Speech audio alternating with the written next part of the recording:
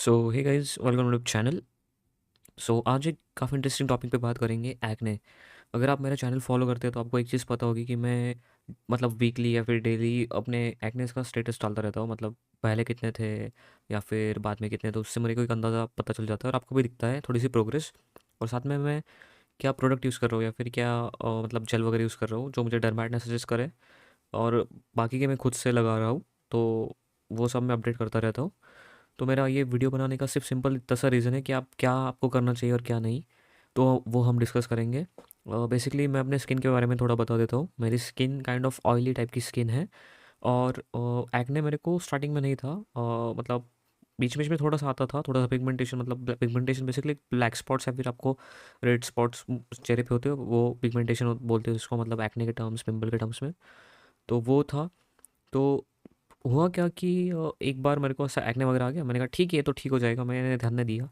तो वो थोड़ा और बढ़ गया। मैंने कहा शायद फेस वॉश वगैरह मैं जो लगाता हूँ तो उससे हो रहा होगा, तो मैंने वो भी बंद कर दिया। तो मैं पानी से मुंह धो रहा था, तो फिर वो काइंड ऑफ थोड़ा सा ठीक हो गया।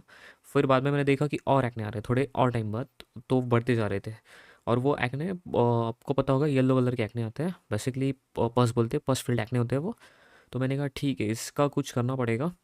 तो फिर मैंने थोड़ा स्किन को ड्राई करने के लिए मेरे पास मैंने बहुत तो मतलब 1-2 साल पहले बेंजोल पेरोक्साइड यूज़ कर रहा था। तो मैंने कहा ठीक है, इसको यूज़ करते हैं। तो मैंने बेंजोल पेरोक्साइड लगा दिया। वो ठीक हो गया और मुझे काफ़ी अच्छा लग रहा था, क्योंकि बेंजोल पेरोक्साइड बहुत जल्दी से काम करता है काइंड ऑफ। अगर आपने कभी यूज़ करा है तो आपको पता होगा कि वो काफ़ी अच्छे से काम करता है और काफ़ी जल्दी जल्दी काम करता है बेंजोल पेरोक्साइड। तो मैंने कहा ये तो सैकने तो ठीक हो रहे हैं, बट मुझे एक चीज़ पता नहीं थी। अब आगे जाके भी बताऊंगा मैं आपको वो। बट इससे हुआ क्या ना कि मेरा जो एक्ने था वो तो कम हो रहा था, बट साइड में मार्क्स वगैरह बहुत ज़्यादा बढ़ रहे थे, एक्ने के स्कार्स काइंड ऑफ, और पिगमेंटेशन बढ़ रहा था। बट मैंने कहा ठीक है, एक्ने ठीक हो रहे हैं, फ़र्क नहीं पड़ता। मैं उसको यूज़ ही कर रहा था। उसके बाद तो एक्ने तो थोड़े ठीक हो गए। फिर बाद में मेरे को काइंड ऑफ सिस्टिक एक्ने होने स्टार्ट हो गए। सिस्टिक एक्ने मतलब स्किन के अंदर काइंड ऑफ एक्ने रहता है वो। अंदर से आपको ऐसा फील होता है कि अंदर है, बट बाहर दिखते नहीं वो। फिर बाद में जब बाहर आता है तो बहुत ज़्यादा बड़े हो जाते हैं, और उसको ठीक करना बहुत हार्ड रहता है। मतलब सीवियर टाइप के एक्ने बोल सकते हैं आप उन्हें। तो वो आना स्टार्ट हो गए। मैंने कहा अभी इसका क्या कर सकते हैं। तो ऑफ कोर्स लास्ट ऑप्शन था कि मैं डर्मेट के पास चला गया। तो उन्होंने एक जेल रिकमेंड करा जिसके अंदर एडापेलिन था और बेंजोल पेरोक्साइड। उन्होंने 2.5% दिया, और एडापेलिन कुछ तो 0.1% ऐसा कुछ तो था। तो मैंने डॉक्टर को बोला कि ऑलरेडी मैं 5% यूज़ कर रहा हूँ बेंजोल पेरोक्साइड। उन्होंने कहा किसने बोला। मैंने कहा नहीं, मैंने खुद से ही लिए लगा दिया। मतलब मैं सच बोल रहा था, जो भी बोल रहा था उधर। उन्होंने कहा नहीं, ऐसा नहीं करना चाहिए, ये वो सब। और मैं एक चीज़ आपको बताने वाला था पिछले वाली, वो ये थी कि मैंने सनस्क्रीन नहीं लगाया था, राइट। अगर मैं आपको एक चीज़ बताता हूँ, अगर आप ट्रीटमेंट स्टार्ट कर रहे हो किसी भी टर्मेट मतलब प्रोडक्ट के साथ, सैलिसिलिक एसिड हो गया या फिर बेंजोल पेरोक्साइड, ट्रेटन कुछ भी हो, अगर आप सनस्क्रीन नहीं लगाना चाहते टाइम पे, अगर आप एक रूटीन प्रॉपर फॉलो नहीं करना चाहते, तो स्टार्ट ही मत करिए, राइट। मतलब आप इसको यूज़ ही मत करिए। बेस्ट वे है, खुद से ठीक हो जाएगा। एक्ने बहुत टाइम लगेगा, बट खुद से हो जाएगा, होता ही है वो ठीक एट द एंड। स्कार्स पड़ेंगे आपको या फिर आपका ब्लैक स्पॉट परमानेंटली बन जाएंगे, वो सब होगा, बट एक्ने ठीक होगा। बट अगर आप ये जेल वगैरह यूज़ करते हो, और अगर आप सनस्क्रीन या फिर जो भी मतलब मैंडेटरी चीज़ वो आपको डर्मेट सजेस्ट करता है, या फिर कॉमन एक प्रैक्टिस रहती है, वो अगर आप फॉलो नहीं करते, आपकी स्किन मतलब अगर थोड़ी सी ख़राब है तो और ज़्यादा ख़राब हो सकती है। ये आपको हमेशा याद रखना चाहिए, जो कि मेरी सबसे बड़ी गलती थी कि मैं यूज़ नहीं कर रहा था। अभी और कुछ चीज़ें मैं आपको बताना चाहता था, आपको क्या करना चाहिए और क्या नहीं, राइट। सबसे पहले फेस वॉश इंपॉर्टेंट है, बहुत इंपॉर्टेंट है। दूसरी चीज़ सनस्क्रीन बहुत इंपॉर्टेंट है। मॉइस्चराइज़र मुझे नहीं लगता इंपॉर्टेंट है, मैं इसलिए बता रहा हूँ क्योंकि अब तक मैं 3 से 4 कंपनी के मॉइस्चराइज़र यूज़ कर चुका हूँ। जो डर्मेटोलॉजिस्ट ने दिया अब तक 3 दे चुके हैं मेरे को। मतलब मैं जितनी बार विजिट किया, मैंने कहा ऐसे मेरे को प्रॉब्लम हो रहा है, वो चेंज करके दे देते थे। तो मेरे को पता नहीं, बट मेरे स्किन पे कोई भी सूट नहीं होता। मेरे को एक्ने, रैशेस, बर्निंग ऐसा होने लगता है मॉइस्चराइज़र से। तो मैंने काइंड ऑफ मैं एकदम ही मेरी स्किन मेरे को जब तक एकदम ड्राई नहीं लगती तब तक मैं कभी यूज़ ही नहीं करता। और मैंने डरमेट को भी बता दिया, उन्होंने कहा ठीक है, नो प्रॉब्लम। तो जो फर्स्ट चीज़ थी सनस्क्रीन, वो काफ़ी इंपॉर्टेंट है। अगली चीज़ है, आपको क्या करना चाहिए जब आप एक डरमेट के पास जाते हो। हमेशा उनसे बात करो कि क्या मुझे क्या खाना चाहिए और क्या नहीं, राइट। ये बहुत सारे क्वेश्चन पूछो डरमेट से आप जब जाते हो, क्योंकि वो पैसे तो कम लेते नहीं है, बहुत सारे पैसे लेते हैं। मतलब मिनिमम स्टार्टिंग उनकी 700-800 से होती है। मतलब एक डरमेट के पास अगर विजिट करते हो आप, तो क्वेश्चन पूछो, भले प्रिपेयर करके जाओ, पूछो, राइट। अ, अगली एक चीज़, उनसे काफ़ी सारी बातें करो, हर चीज़ बताओ उन्हें। अगर आप कोई पुराना मेडिसिन वगैरह ले रहे हो, फॉर एग्जांपल एंटीबायोटिक वगैरह, वो सब उन्हें दिखाओ। आपकी कोई पुराना मतलब आप बीमार वगैरह पड़े हो तो उनके पास, आपके पास जो उसकी जो प्रिस्क्रिप्शंस वो सब चीज़ें रहती है, तो मेक श्योर आप उन्हें बताओ। ये काफ़ी इंपॉर्टेंट स्टेप है। नेक्स्ट थिंग, मैं आपको बताना चाहता हूँ कि जो भी डर्मेटोलॉजिस्ट आपको दे रहे हैं, राइट, जो भी प्रोडक्ट दे रहे हैं, मोस्ट ऑफ द प्रोडक्ट तो सही से मतलब आपके स्किन के लिए काम कर जाते हैं, क्योंकि उनको स्किन का टाइप पता चल जाता है आपके, जब वो आपको देखते हैं। बट एक चीज़ आप कर सकते हो, आपके पास इंटरनेट है, चैट जीपीटी है, सब कुछ है। बस जाके कोई भी प्रोडक्ट वो आपको दे, वो क्या करता है, उसका काम क्या है, वो अच्छे से समझो। जैसे सनस्क्रीन है, उसका काम क्या है। जब भी आप बाहर जाओगे, सन बेसिकली सन में एक्सपोज होगे, ज़्यादा लाइट में एक्सपोज होगे, तो वो आपको प्रोटेक्ट करेगा, क्योंकि आपकी स्किन फोटो सेंसिटिव बन जाती है, राइट। दूसरी चीज़ होती है बेंजोल पेरोक्साइड। वो क्या करता है, काइंड ऑफ बैक्ने मतलब बैक्टीरिया किल करता है एक्ने में से, which is very important, right. तो वो स्किन को ड्राई भी करता है। वो काफ़ी पोटेंट एलिमेंट है मेरे को लगता है, मतलब रेटिनॉइन तो काफ़ी ज़्यादा है, बट उससे उसके बाद मैं कहूँगा कि बेंजोल पेरोक्साइड वगैरह बहुत पोटेंट पोटेंट मतलब काइंड ऑफ पावरफुल चीज़ है। तो उसके बाद ऐसे बहुत सारी चीज़ें आपको जाननी चाहिए, काफ़ी इंपॉर्टेंट है आपके लिए। सबसे इम्पोर्टेंट बात पैसों का क्या, मतलब पूरे एक्ने की जर्नी में आपको एक चीज़ दिमाग में रखनी है, पैसा तो बहुत लगेगा, राइट। अगर आप एक अच्छा ट्रीटमेंट ले रहे हो, सब कुछ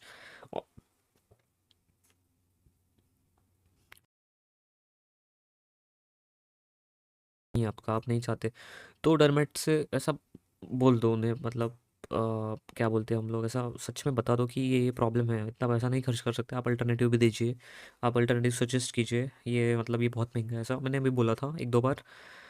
बट बाद में मुझे पता चला कि वो अल्टरनेटिव जो देते हैं, जो ओरिजिनल रहता है वो ओरिजिनल ही रहता है, वो अच्छे से काम करने वाला रहता है, इसलिए वो महंगा रहता है। तो मैंने कहा ठीक है, अभी मतलब मन एकदम बना लेना है कि करना तो करना ही है, स्किन को ठीक करना है तो करना ही है। और कुछ चीज़ें मैंने खुद से फॉलो करी है, वो कि मैं जिम ज्वाइन ज्वाइन करा मैंने। ऑफ कोर्स मैं डेली नहीं जा पाता, बट कोई बात नहीं, कभी कभी तो जाता हूँ। एक अच्छा हैबिट है वो। उसके बाद शुगर की चीज़ें नहीं खानी रहती। आप अगर खा सकते हो नहीं खा सकते, आप डरमेट से पूछ सकते हो आपने, बट एक जनरल इन्फॉर्मेशन है, अगर आपको एक्ने वगैरह है तो आप ना ही खाएं तो बेटर है। उसके बाद ज़्यादा तली हुई या फिर ज़्यादा तीखी चीज़ें भी नहीं खाते। एक कॉमन चीज़ है ये, अगर आपको बहुत सारे एक्ने हैं। अ, अगली चीज़ जो आपको बताना चाहूँगा मैं, हाँ, जेल को लेकर। फॉर एग्जांपल आपको डर्मेटोलॉजिस्ट में बहुत सारे जेल देते हैं, मान लीजिए आपको 3-4 जेल दे दीजिए, ये भी लगाना है वो भी लगाना है। तो उनसे अच्छे से पूछो कैसे लगाना है। फॉर एग्जांपल उन्होंने कहा 3 जेल दी थी रात को, तो उनको पूछ लेने का कैसे लगाना है, मतलब एक के ऊपर एक लगा दूँ क्या मिक्स करके, ऐसा डायरेक्ट पूछने का, जैसे आपको कुछ पता ही ना हो ऐसे पूछने के क्वेश्चन उनसे। जैसे कि अभी मुझे एक क्लिंडामाइसिन फॉस्फेट और एक निकोटिनामाइड कोई तो ऐसा जेल दिया था, और मेरा ऑलरेडी वो जो एडाप्लिन और बेंजोल पेरोक्साइड वाला था वो चल रहा था, तो मैंने पूछा उनसे कि कैसे लगाना है।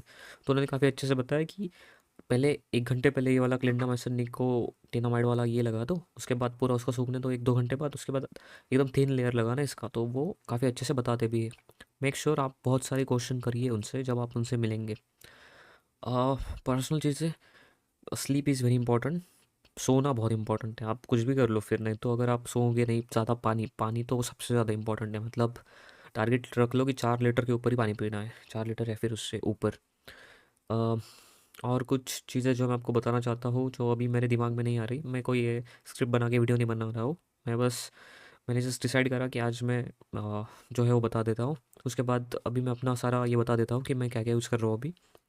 मैं सैलिसिलिक एसिड का फेस वॉश यूज़ कर रहा हूँ 2%, जो डर्मा का है। मुझे 143 में मिला था, वो अभी महंगा हो गया। ऑफ़र में लिया था मैंने, बट मेरे स्किन के लिए काइंड ऑफ मैच कर रहा है। मैंने डॉट एंड की का भी ट्राई करा, वो भी सही है। एक कुछ तो नीम और सैलिसिलिक ऐसा कुछ तो नाम है उसका, सो वो भी ठीक है। बेसिकली सैलिसिलिक एसिड का यूज़ कर रहा हूँ मैं। उसके बाद सनस्क्रीन में मुझे काफ़ी महंगा वाला दिया था डॉक्टर ने, सेरावी का। कुछ तो 1300-1400 का है वो, AM/PM वाला। तो मैंने उनसे अल्टरनेटिव पूछा था, तो उन्होंने मुझे डॉक्टर शेट का बताया एक सिरामाइड बेस विटामिन सी कुछ तो है ऐसा। मैं आपको फ़ोटोज़ दिखा रहा हूँ, आप स्क्रीन पे देख सकते हो वो। उसके बाद एक जो जेल मैंने आपको जो बताया था, एडापलिन एंड बेंजोल पेरोक्साइड। और उसके बाद clindamycin phosphate and this nicotinamide. This वो मतलब ये वाला मुझे अभी मिला है जस्ट मेरे 3 वीक्स के ट्रीटमेंट के बाद। और मैं एक टैबलेट ले रहा था सीनेक्स टॉक्स, जो मुझे अभी डिसकंटिन्यू करने को बोला है। 3 वीक्स तक मैंने इसको लिया है। तो मैं बीच बीच में अगर ऐसा विजिट करता रहता हूँ, डरमेट को पूछते रहता हूँ मतलब ऐसे कैजुअल विजिट, नॉट अपॉइंटमेंट लेके, कि अगर मुझे बर्निंग सेंसेशन हो रहा है, कुछ मेरे को कुछ फ़ील हो रहा है, तो वो सब मैं पूछता रहता हूँ। सो इन सब चीज़ों में एक चीज़ मेरे को काफ़ी वियर्ड लगी कि मतलब मेरी स्लीप साइकिल कितनी ज़्यादा अफेक्ट करती है मेरे एक्ने को।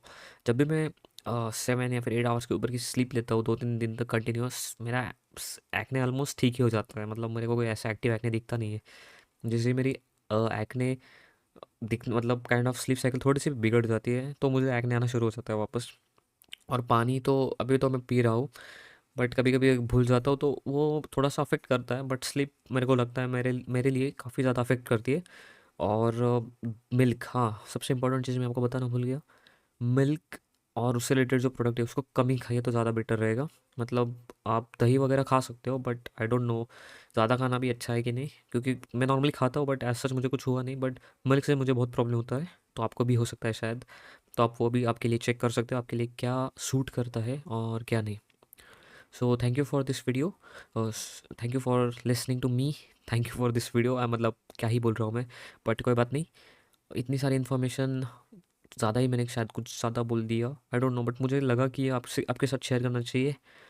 और आप मेरे शॉर्ट्स को देख सकते हो, आप अपने भी प्रोग्रेस मेरे साथ शेयर कर सकते हो कमेंट्स में। Thank you.